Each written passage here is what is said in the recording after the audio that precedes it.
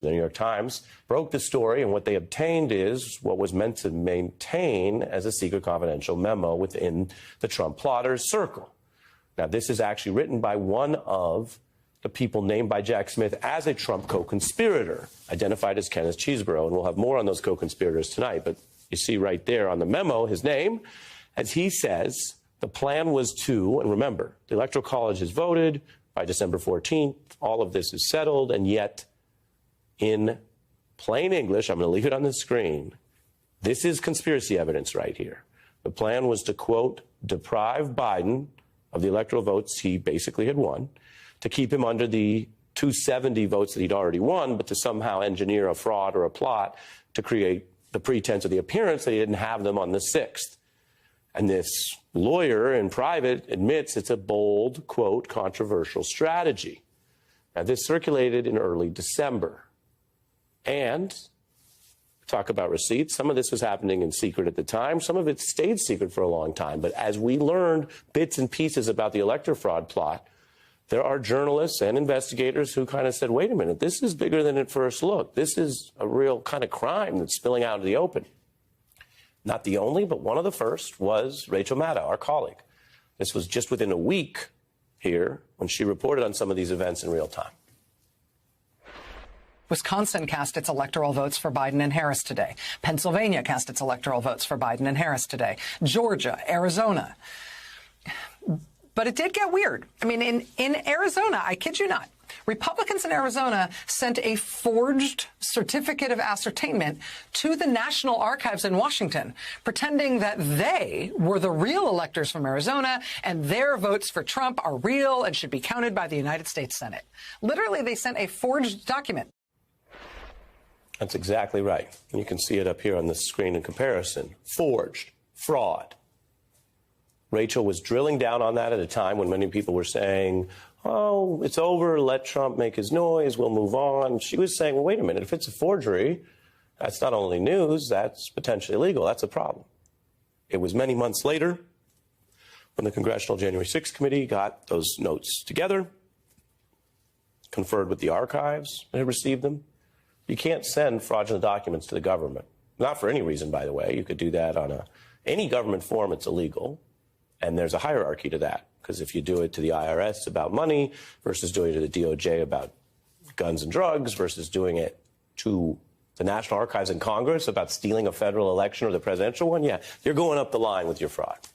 Now, there were apparently Trump fans who were fraudulent electors that were also lied to. If you watch this show, you may recall I mentioned this, that Jack Smith, in either his precision or his fairness or whatever you want to call it, makes very clear in the indictment that while he sees some people doing crimes and wants to hold them accountable, he was very precise of saying it seemed that some of these rabid Trump fans were lied to. And again, if you're lied to, you might not be on the hook for the criminal standard of indictment. Very simple example before I move on. If somebody comes over to your house and says, hey, you just moved in, you're new in the neighborhood, I made you some cookies, and they give them to you and you receive them and you don't know that they're pot cookies or heroin cookies and you have them in your house, you don't actually meet the criminal standard of guilt because you weren't trying to have a drug item in your house. It's quite the opposite if you and your friend conspire to take a box of drugs around. And so Smith, very simply, very fairly in the indictment said some of these people were lied to. Now, to the new memo. A co-conspirator, who we know as Giuliani, falsely assured some of these individuals their certificates would only be used if the defendant succeeded in litigation. I should say that's how Smith mentions it, attributing it to Giuliani.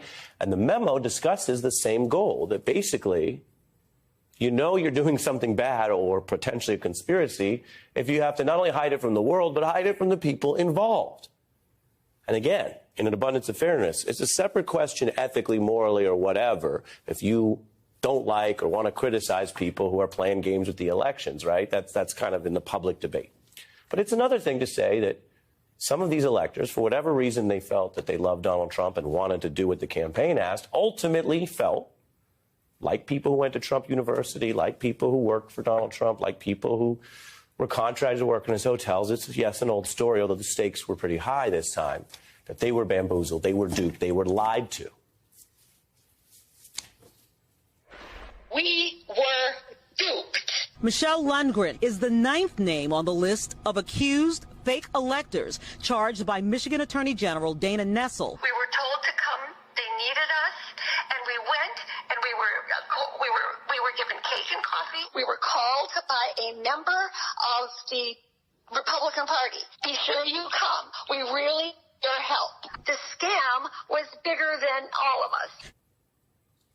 That's a Trump fan realizing the scam was bigger than her and that she would be used and discarded or sent off to prison like so many others. Now, that's an open case where the Michigan Attorney General actually feels, and I should say legally concluded, that those people should be responsible.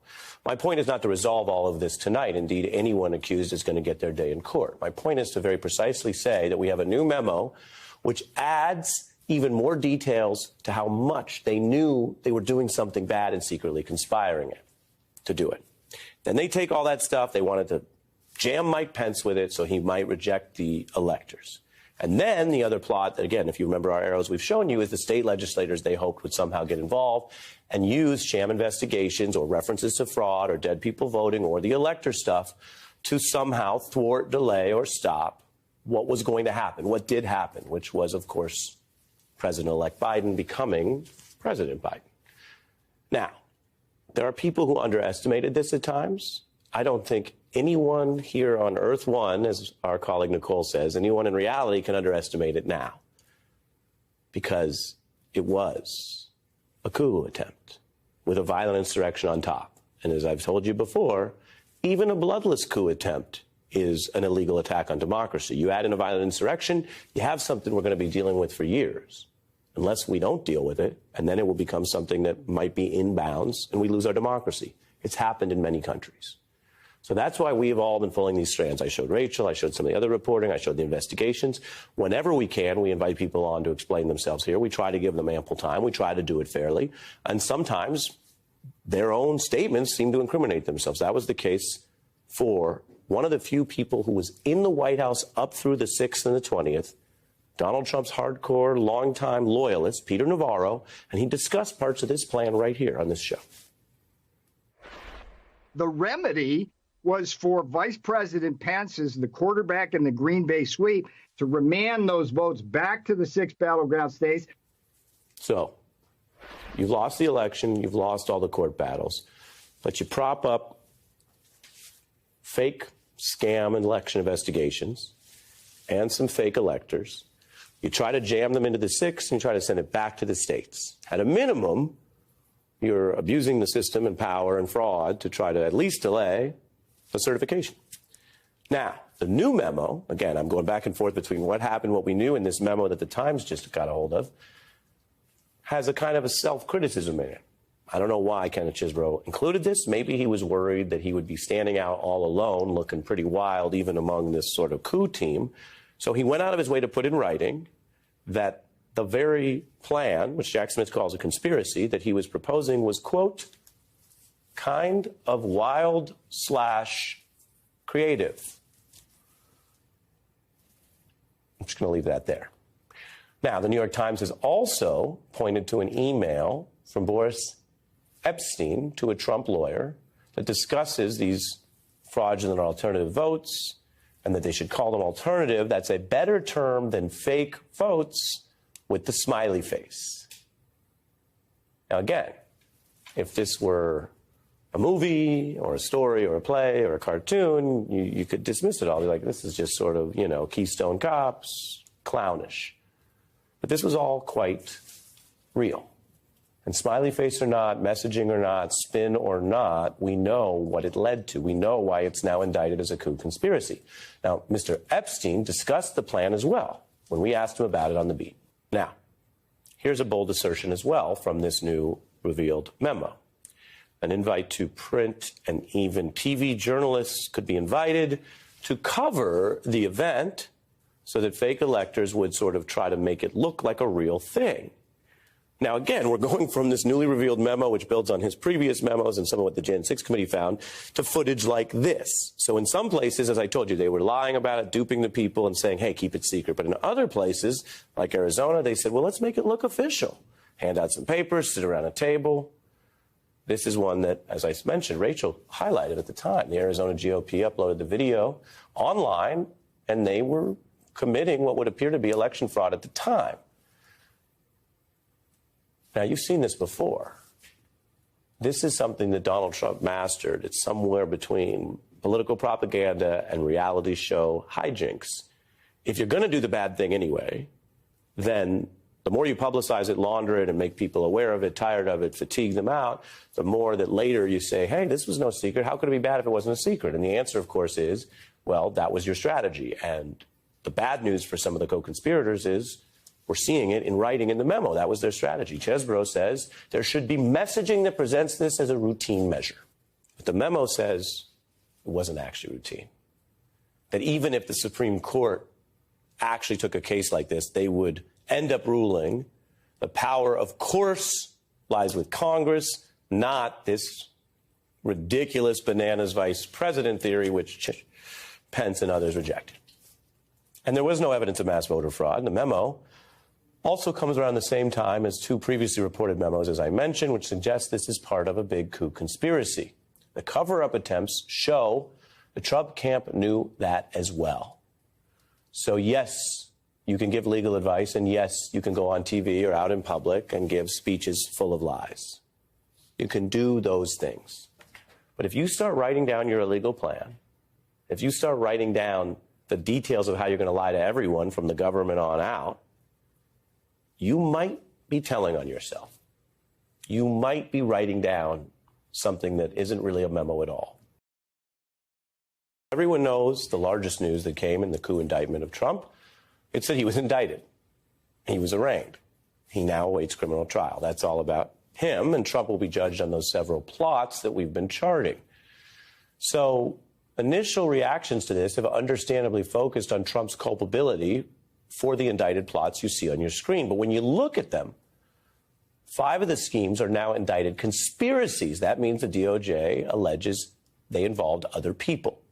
You cannot do a conspiracy alone. The law requires 2 or more people. Think of it as the tennis of federal law. You don't need a whole team, but you definitely need at least one other person to be in the game. And Jack Smith is saying the other people in the game with Trump are these co-conspirators. He names 6 total, but has not indicted any of them, at least not yet. But even being an unindicted co-conspirator is a big deal. We know that in law and history, the nation was quite concerned when prosecutors named Nixon as an unindicted co-conspirator in Watergate. I'm not a crook. President Nixon has been named by a grand jury as a conspirator in the Watergate cover-up. 1 year of Watergate is enough. The jury voted unanimously to name Mr. Nixon as an unindicted conspirator. I have never obstructed justice. The jury believed the president was part of the cover-up crime, but it did not accuse him specifically of that crime. Unindicted co-conspirators. You saw that then in Watergate. It's big. Smith is running this same play against these new co-conspirators. 6 total, 5 identified on your screen. The DOJ found these several people trying to help a criminal president. Now, there are questions if this is part of a Jack Smith plan to leave open the threat of other charges. I'll tell you that under standard practice, an indictment doesn't actually always name other figures, including co-conspirators. But this indictment's not redacted or coy. We've identified 5 of the 6 co-conspirators. Many of them have actually confirmed their own status as co-conspirators through their lawyers. We spoke to one co-conspirator's lawyers just this week, in fact, who confirmed his client John Eastman's status and also pushed back against possible future charges. So in our special report right now, I'm going to walk you through this. The first co-conspirator there is Rudy Giuliani. He was lying about the results within 4 days of the election and soon was across multiple plots, including pressuring the state lawmakers, the fraudulent elector scheme, and then trying to get members of Congress in on January 6th certification sabotage.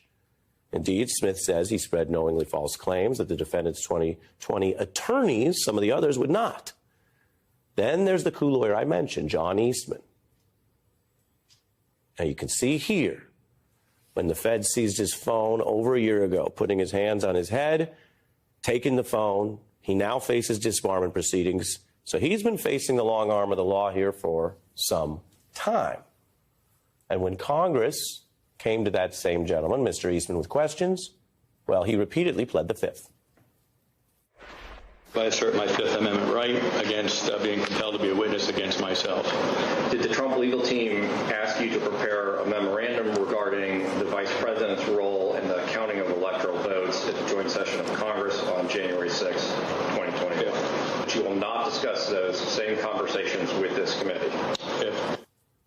The next co-conspirator is Sidney Powell, who even Trump said in the middle of all this, she sounded, quote, crazy. Fox News lost its huge defamation case over her kind of claims. And so when you look at Powell's role in all this, she is someone who was not only unhinged within the team, but was the outer edge of what Smith thinks they can prove in court were knowing lies committed through fraud submitted to the government. Then there's the DOJ naming one of its own, Jeffrey Clark, a co-conspirator. And as you see right here, the government video shows the feds coming to his front door, pulling him out of his house in order to search his home. That's when we got some of the first signs, the level of legal heat. You see the door of his house. You can imagine the shock and dismay he felt. He once had a hugely powerful position at DOJ. Now he's dealing with a DOJ-authorized search warrant to come into his home. Trump tried to install him as a basically coup attorney general. He's also the one that was busted in the indictment for talking about abusing military power or the Insurrection Act. And the final identified co-conspirator I can show you tonight is someone we were just mentioning, Kenneth Chesebro, who's in the news for all kinds of reasons, the architect and author of that elector fraud memo. Chesebro may have also exceeded the boundaries of what a lawyer can do. And then if you look at all six, as I mentioned, we and no news outlet has been able to pin down the identity of the sixth co-conspirator. The New York Times reported there were messages in the indictment that would appear to overlap with those sent by a Trump aide, Boris Epstein. But he is not the only person this could be. NBC has not been able to confirm that he is one of the individuals, that he is the co-conspirator. And we also have signs of who this sixth person is not. I mean, as I should say, MSNBC's Lisa Rubin says it's not Jason Miller or someone people were talking about, Trump official Mike Roman, because they're actually cited in the indictment by their other former official titles. So you have these unindicted co-conspirators. By definition, the Justice Department, through Jack Smith, who is a speedy and no-nonsense pit bull of a prosecutor, thinks they have the goods, the evidence to charge any one of these. And I showed you each of them, including when the legal heat started hitting, including two of them who've been searched in ways that we learned about, to underscore that the heat has only been rising. Will some of them be charged? All of them? Would any of that increase the odds that they are more cooperative?